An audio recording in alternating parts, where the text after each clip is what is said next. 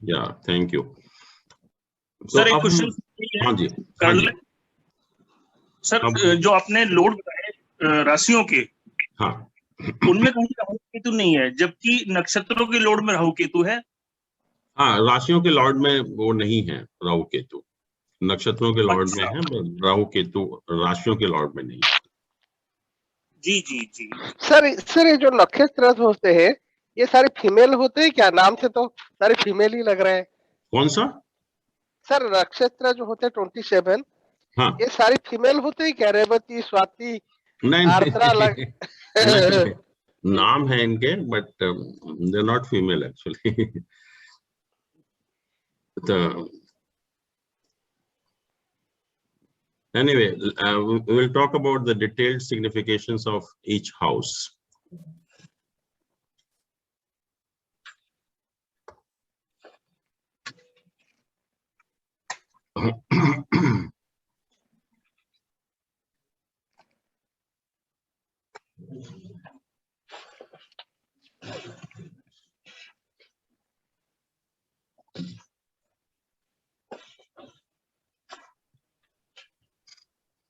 तो first house, जैसे हम लोगों ने कहा था कि everything connected with the body, तो ये आपकी फिजिकल बॉडी है, कंप्लेक्शन है, मम्मी की क्लास चल रही है, फिजिकल बॉडी है, कंप्लेक्शन है, आपका अपीयरेंस है, और आप देखेंगे कि हर हाउस जो है एक बॉडी के पार्ट को भी रिप्रेजेंट करता है। हर हाउस एक बॉडी के पार्ट को भी रिप्रेजेंट करता है फ्रॉम टॉप टू बॉटम। तो ये हमारे हेड को रिप्रेजेंट करता है। तो first house is basically your head actually.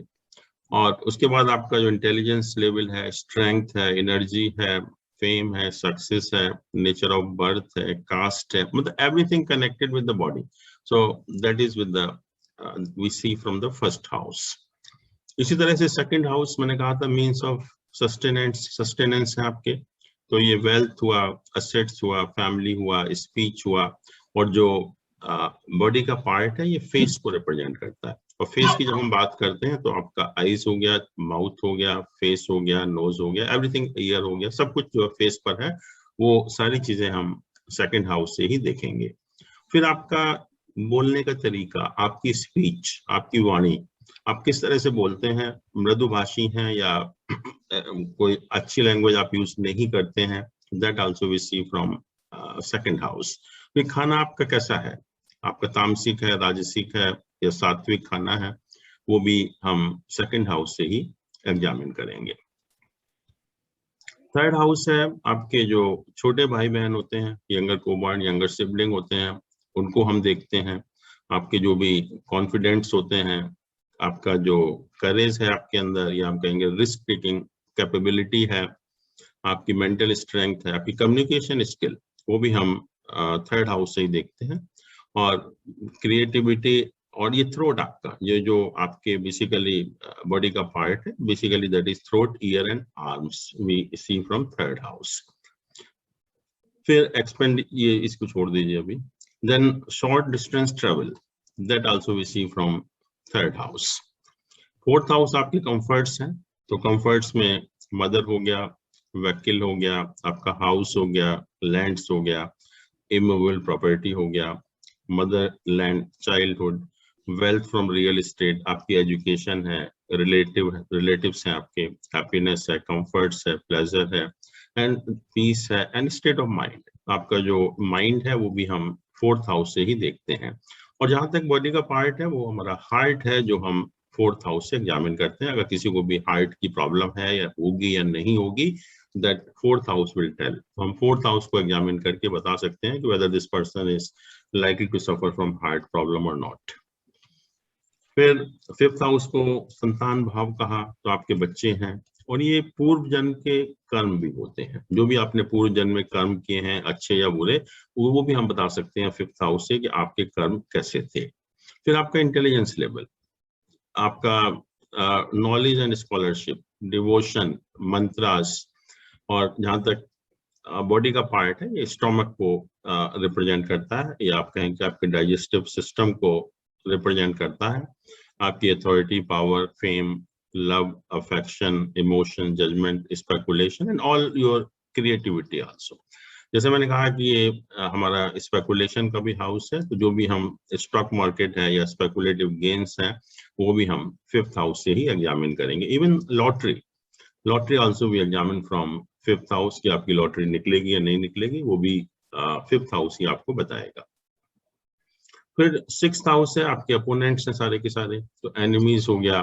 तो ये आपके हम देखेंगे कि हमारा जो हाउस है आपके सर्विस का भी हाउस है। जब आप जॉब में एक प्रोफेशन में आप जॉब करते हैं तो वो भी हम इसी हाउस से देखते हैं।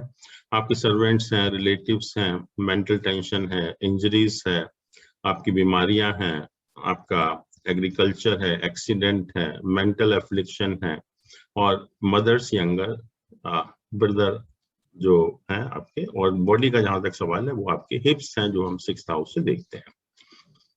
7th हाउस मैरिज का घर है। बॉडी का कौन सा पार्ट? हिप्स। हिप। 7th हाउस से मैरिज का हाउस है, मैरिटल लाइफ है या स्पाउस के बारे में हम इसको देखते हैं। स्पाउस का जैसे हम 1st हाउस से अपने बारे में देखते हैं, ऐसे ही 7th हाउस में स्पाउस की पर्सनैलिटी, टेम्परामेंट, नेचर, वो सब हमें 7th हाउस से पता लगता है कि आपका जो जीवन साथी होगा उसकी क्या नेचर होगी, क्या हेल्थ होगी, क्या टेम्परामेंट होगा। तो लाइफ पार्टनर के बारे में हम देखते हैं, और ये हमने कहा था कि हाउस ऑफ सेंसुअल प्लेजर है, भोग स्थान है, तो हाउस ऑफ सेक्स भी है, पैशन भी है, और ये लॉन्ग जर्नी का भी हम हाउस कहते हैं। और जो भी आपके पार्टनर होते हैं, जो बिजनेस पार्टनर वगैरह जो भी आप डील करते हैं, वो सब हम इसी से देखते हैं। बिजनेस है, और ये अभी हम देखेंगे कि हमारा हाउस ऑफ डेथ भी है। और जो बॉडी का पार्ट है that is from navel to the sexual organs, जो लोअर पार्ट है स्टोमक का, वो हम 7th हाउस से देखते हैं, from navel to the sexual organs.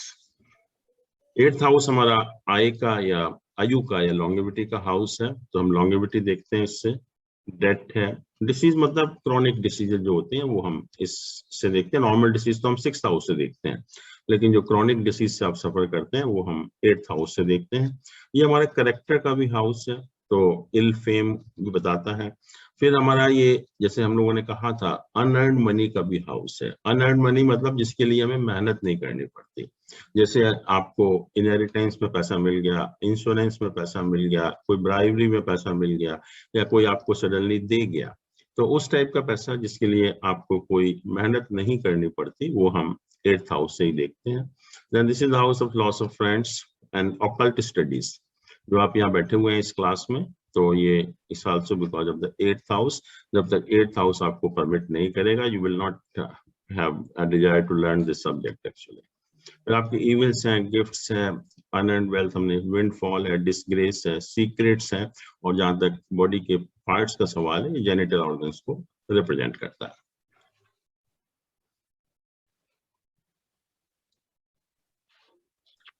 Ninth house है, योर फॉर्च्यून है, फादर है, टीचर है, बॉस है। फॉर्च्यून है, आपकी रिलीजियस एक्टिविटीज है, रिलीजियस एंड स्पिरिचुअल एक्टिविटीज, आपके गॉड हैं। और जैसे मैंने कहा था कि हायर स्टडीज है, क्योंकि जो 2nd हाउस होता है वो हमारे प्राइमरी लेवल की एजुकेशन को इंडिकेट करता है। 4th हाउस हमारे बेसिक लेवल की एजुकेशन को इंडिकेट करता है, अगर हम आज के टाइम के हिसाब से लें तो ग्रेजुएट लेवल की। और 5th हाउस हायर स्टडीज मतलब पोस्ट ग्रेजुएट लेवल की, और 9th हाउस जो है वो रिसर्च लेवल की एजुकेशन को इंडिकेट करता है। Then fortune in a foreign land या फॉरेन ट्रिप, एक्चुअली कुछ लोगों का जो संबंध होता है फॉरेन से, तो वो भी हम 9th हाउस से देखते हैं, या फॉरेन जर्नी को भी हम 9th हाउस से देखते हैं। दीक्षा मीन्स कि वही सब spiritual and religious activities. Past life and the cause of birth, grand children, principle, dharma, intuition, compassion, sympathy, leadership, charity. और जहां तक बॉडी के पार्ट का सवाल है, वो हम थाइस को हम इस हाउस से देखते हैं। थाइस का जो पोर्शन है that we examine from 9th house. 10th house है, everything connected with the profession. This is basically known as house of karma. तो ग्रोथ है, प्रोफेशन है, करियर है, कंडक्ट इन सोसाइटी है, फेम है, ऑनर्स है, अवार्ड है, रिकॉग्निशन है, एमिनेंस है, सेल्फ रेस्पेक्ट है, डिग्निटी है। और जहां तक बॉडी का पार्ट है, हमारे घुटने, आजकल जैसे घुटने की प्रॉब्लम ज्यादा होती है, तो that we see from 10th house. अगर 10th हाउस एफ्लिक्टेड है तो you may suffer from the problem of knees also. 11th house हमारे हाउस ऑफ गेन्स है, और गेन्स के अलावा जो हमारे एल्डर को बॉर्न होते हैं, जो हमसे बड़े सिबलिंग होते हैं, वो भी हम इसी हाउस से देखते हैं। हाउस ऑफ इनकम है, हाउस ऑफ गेन्स है, रियलाइजेशन ऑफ होप्स है, फ्रेंड्स हैं, एंकल्स, और जो बॉडी का पोर्शन है वो एंकल है। एंकल जो है हम 11th हाउस से देखते हैं। And 12th house is the end, so all type of losses, expenditure, punishment, imprisonment, hospitalization, and sleeping comforts also we see from 12th house. बहुत से लोगों को नींद नहीं आती है या नींद में काफी परेशानी होती है, तो उस पॉइंट ऑफ व्यू से भी हम जो प्लेजर इन बेड कहें या स्लीपिंग कंफर्ट्स कहें, वो भी हम इसी से देखते हैं। आपके जितने भी मिसफॉर्चून हैं, बैड हैबिट्स हैं, स्लीप है, मेडिटेशन है, डोनेशन है, और जैसे कल हम लोग बात भी कर रहे थे कि 6th हाउस से हम ओपन एनिमीज देखते हैं और 12th हाउस से हम सीक्रेट एनिमीज देखते हैं। हेवन मतलब सेल्वेशन, और ये जो बॉडी का पार्ट है बेसिकली लेफ्ट आई और फीट को हम 12th हाउस से एग्जामिन करते हैं। और जब भी फॉरेन सेटलमेंट की बात आती है कि whether you will settle abroad or not, तो that also we examine from this 12th house. तो 12th house इंडिकेट करता है कि आप सेटल अब्रॉड हो पाएंगे या नहीं हो पाएंगे, that is also indicated by 12th house, and this is the house of moksha, liberation या एमेंसिपेशन। तो ये कैरेक्टरिस्टिक्स हैं डिफरेंट हाउसेस की। अब क्या किया हम लोगों ने कि because we have to make prediction based on these houses, so we should understand about each and every house, what each and every house indicate also. तो अगर आप देखेंगे कि हर हाउस का एक बहुत इम्पोर्टेंट रोल है।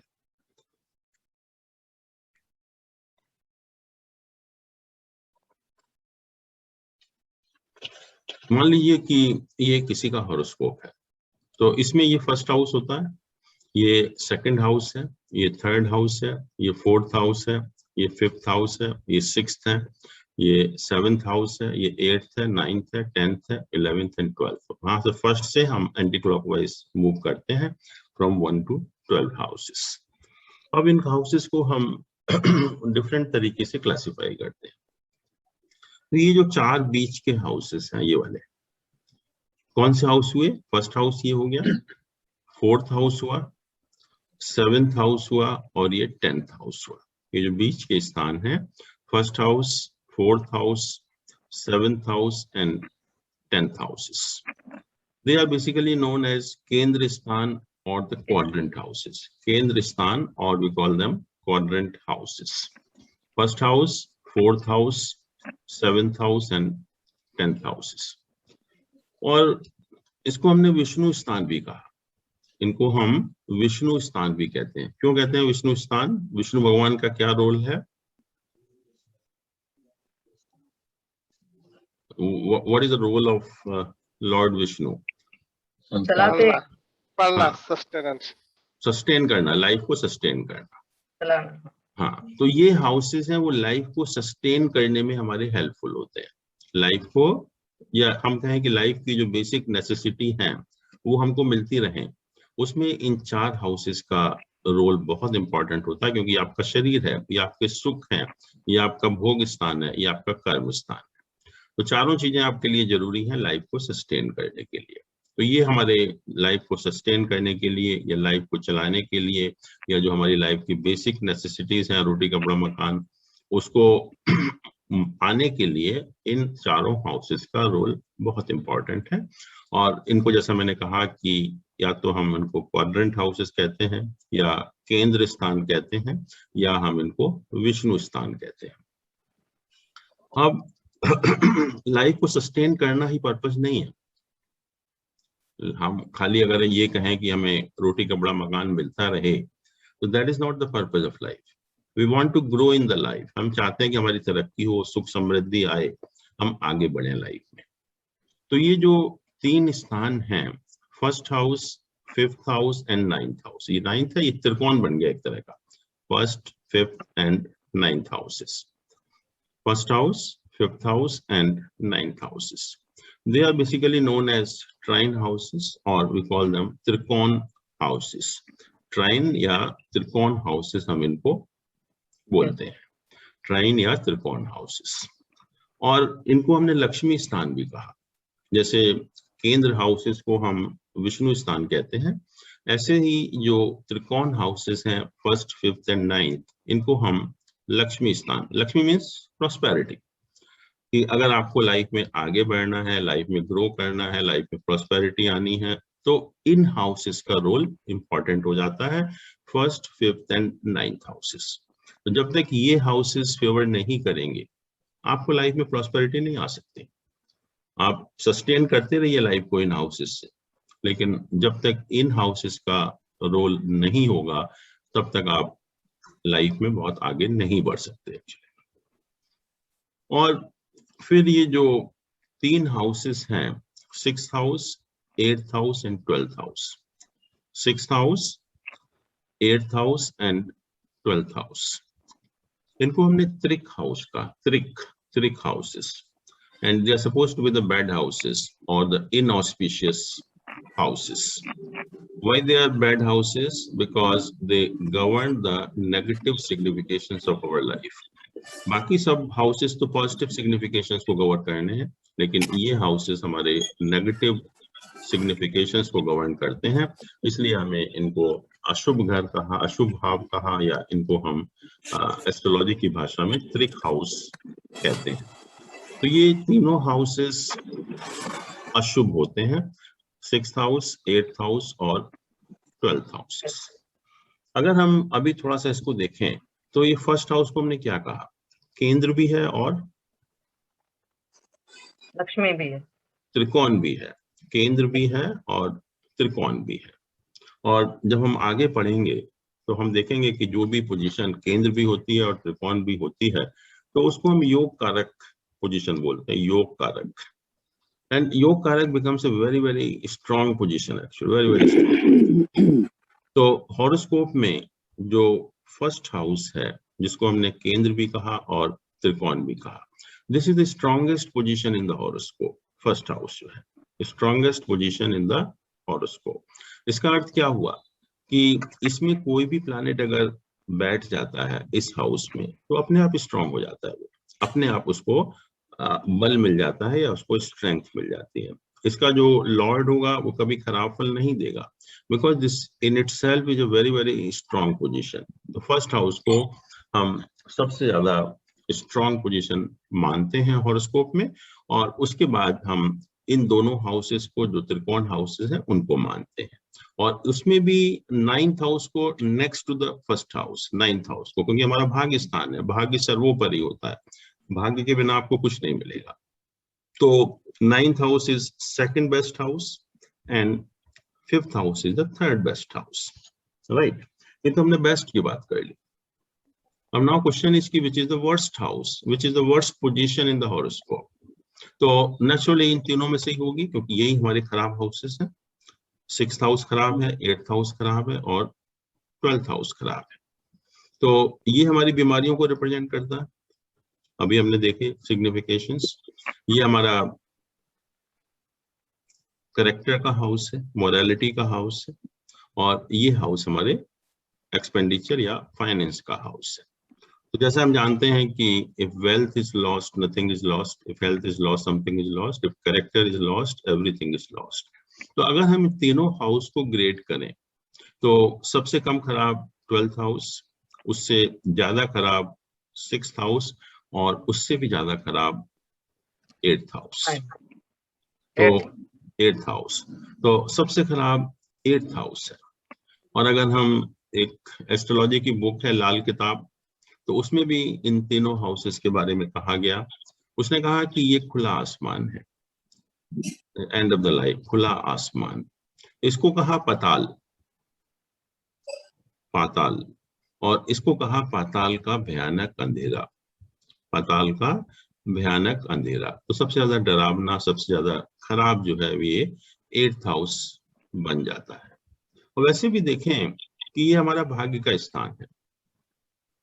9th हाउस हमने देखा कि हमारा भाग्य है।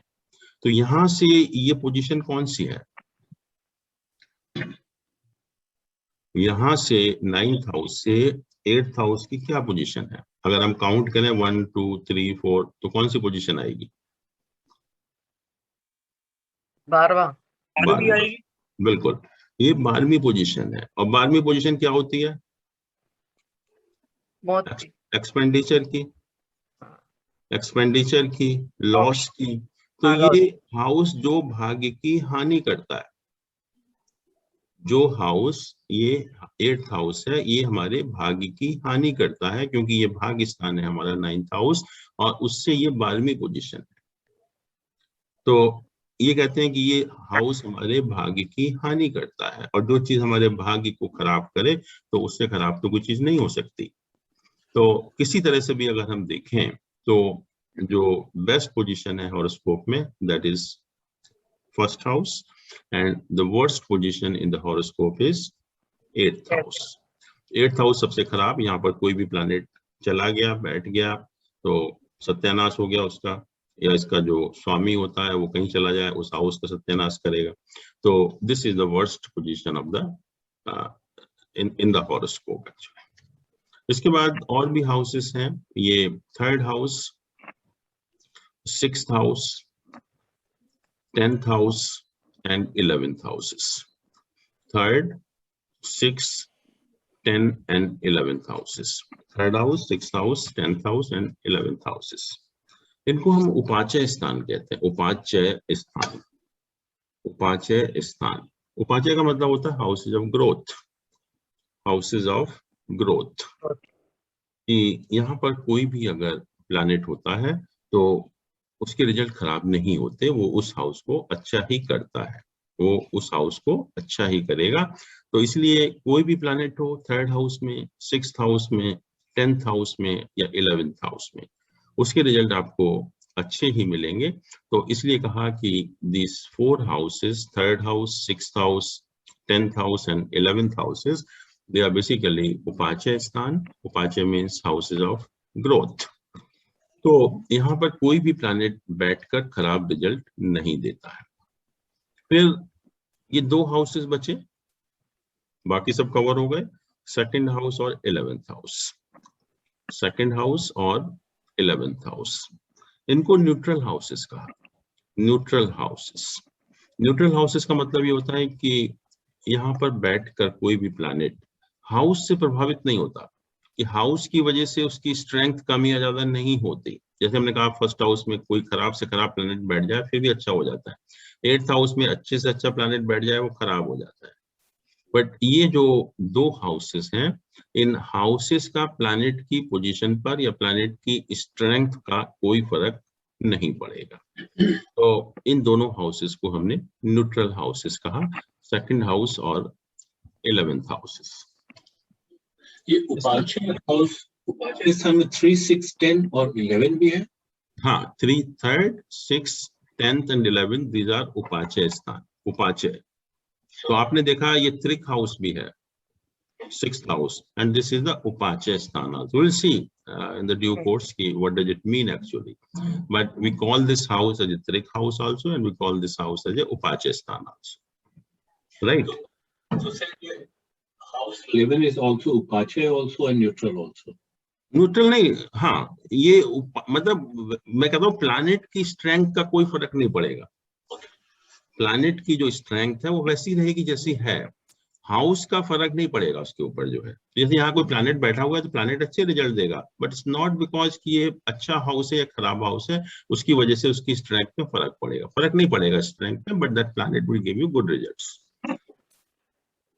फिर ये जो 2 हाउसेस होते हैं, 2nd हाउस और 7th हाउसेस, 2nd हाउस और 7th हाउस, इनको मारक स्थान बोलते हैं। मारक स्थान, मारक मतलब death inflicting houses, death inflicting houses, या जो हाउसेस जो मृत्यु तुल्य कष्ट देते हैं, वो हम ये 2 हाउसेस हैं, 2nd हाउस और 7th हाउस। तो नेचुरली जब कोई ऐसी सीरियस उसकी प्रॉब्लम की बात होती है तो ये जो प्लैनेट हैं या इनके स्वामी हैं इन दोनों हाउसेस के, they play an important role, कि अगर इनका पीरियड चल रहा होगा तो नेचुरली उसमें कष्ट ज्यादा होने की संभावना हो जाती है। तो इन दोनों हाउसेस को हमने कहा मारक हाउसेस, 2nd हाउस और 7th हाउसेस को। तो ये मारक स्थान है, यहाँ पर जो भी प्लैनेट प्लेस्ड हैं, जो भी प्लैनेट इनको एस्पेक्ट कर रहे हैं, जो भी प्लैनेट इनके लॉर्ड हैं वो सारे के सारे प्लैनेट मारक प्लैनेट बन जाते हैं, मतलब उनकी दशा में आपकी हेल्थ खराब हो सकती है। That is the meaning of this मारक हाउसेस। इसके बाद कहा कि जैसे हमने लग्न से ये 6, 8, 12 हाउसेस देखे, त्रिक हाउसेस है, लग्न से त्रिक हाउसेस हैं 6, 8, 12। Then they said that these houses are also means of sustenance. 4th house, 7th house and 10th houses. ये भी तो है, इनसे भी आप 6, 8, 12 देखिए, इनसे भी आप 6, 8, 12, माय गॉड,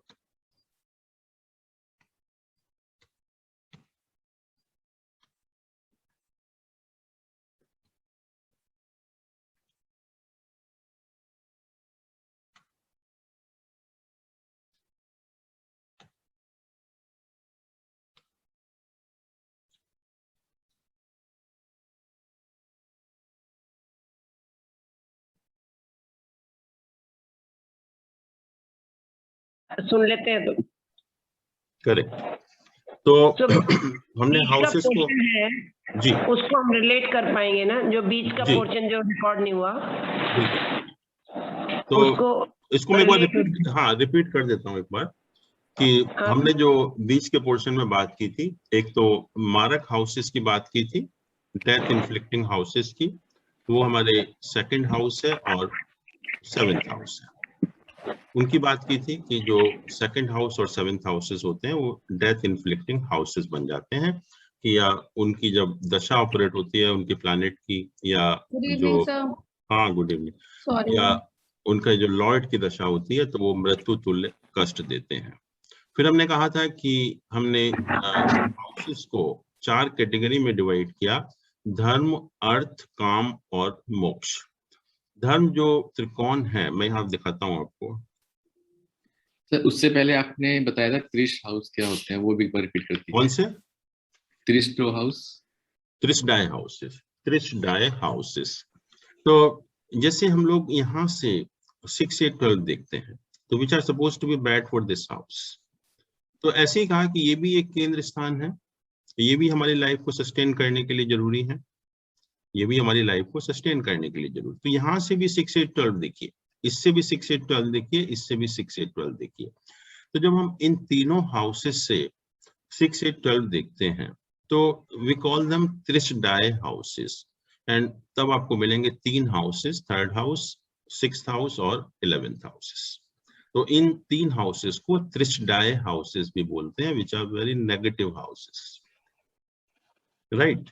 फिर हमने जो अपने जो धर्म, अर्थ, काम, मोक्ष, ये 4 हमारे डिवीजन है लाइफ के, उसको भी हमने डिवाइड किया कि जो 1st, 5th एंड 9th ये त्रिकोण बन जाता है। तो दिस त्रिकोण, 1st house, 5th house and 9th house, this त्रिकोण इज नोन एज ए धर्म त्रिकोण। जब भी हम धर्म की बात करेंगे, कंडक्ट की बात करेंगे, तो we have to examine these 3 houses. फिर next is 2, 6 and 10th house, ये भी एक त्रिकोण बन गया, 2nd हाउस, 6th हाउस और 10th हाउस। तो इस त्रिकोण को हम कहते हैं अर्थ त्रिकोण। अर्थ मींस वेल्थ ग्रुप, वेल्थ त्रिकोण। जब भी हम वेल्थ की बात करेंगे तो not only we have to examine this house, we have to examine this house also and 10th house also. That is the meaning of this त्रिकोण एक्चुअली। ऐसे ही काम, काम is 3rd house, 7th house and 11th house, ये भी एक त्रिकोण type का बन जाता है। तो ये हमारे काम का त्रिकोण हो जाता है। काम मीन्स योर डिजायर्स। तो 3rd house, 7th house and 11th houses. फिर ये लास्ट त्रिकोण बना 4th house, 8th house and 12 houses. ये जो त्रिकोण बना इसको हम कहते हैं मोक्ष स्थान, मोक्ष स्थान, राइट।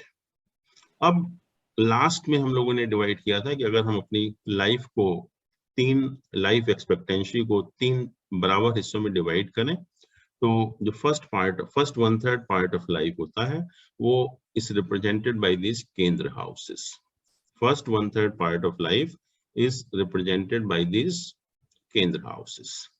और उस टाइम हमारे अंदर बहुत एनर्जी होती है और हम चाहते हैं कि उस पीरियड में हम एक मेहनत करके एक अपने अराउंड एक ऐसा इंफ्रास्ट्रक्चर डेवलप कर लें जिससे कि हम बाकी की लाइफ को आसानी से सस्टेन कर पाएं, बाकी बाद में हमें कोई प्रॉब्लम ना हो। तो these houses are supposed to be the strongest houses. फिर जो second 1/3 part of life है, that is 2, 5, 8 and 11 houses.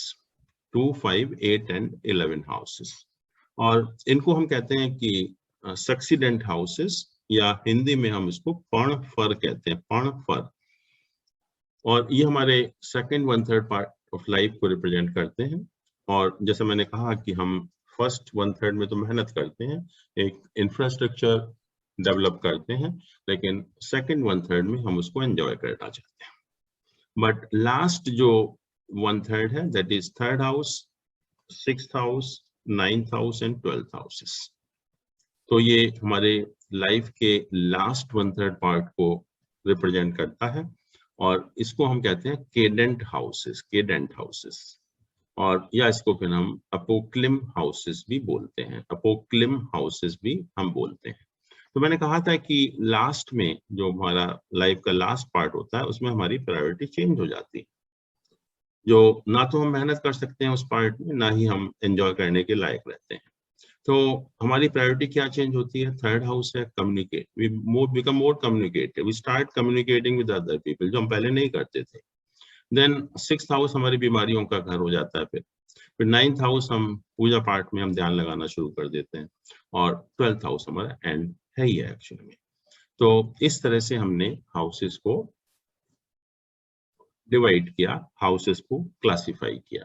अब ये हमारा सब हेल्प करेंगे कि जब हम प्रेडिक्शन करेंगे कि प्लैनेट किस हाउस में है, उसका लॉर्ड क्या है, किस टाइप के रिजल्ट एक्सपेक्ट कर सकते हैं। जैसे मैंने कहा कि this is the strongest position. ये अगर एक कमजोर से कमजोर प्लैनेट भी यहाँ चला जाता है, तो you can expect something from that planet. अगर स्ट्रॉन्गेस्ट प्लैनेट भी यहाँ चला जाता है 8th हाउस में, this is the weakest house, तो उसके रिजल्ट आपको 0 मिलते हैं, उसके रिजल्ट आपको कुछ नहीं मिलेंगे।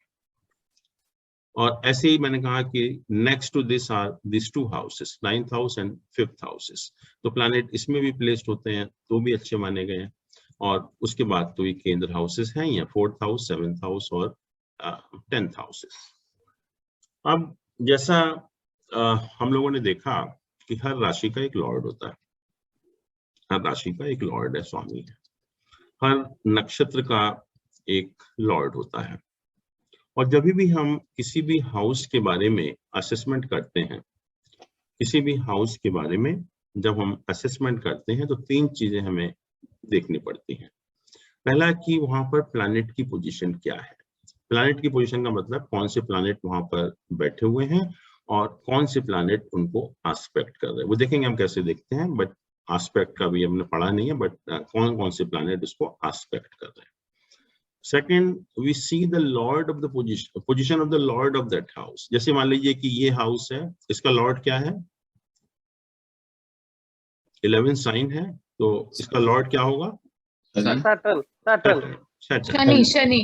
राइट। तो हम शनि की पोजीशन देखेंगे, शनि की पोजीशन क्या है, and how that Shani is influencing this house also, and how it contributes in the assessment of this house. तो हम लॉर्ड की पोजीशन को एग्जामिन करते हैं। फिर लास्ट में एक कहते हैं हम उसको कारक होता है हर हाउस का, लॉर्ड नहीं कहते, कारक होता है। कारक मीन्स कि सिग्निफिकेटर ऑफ दैट हाउस।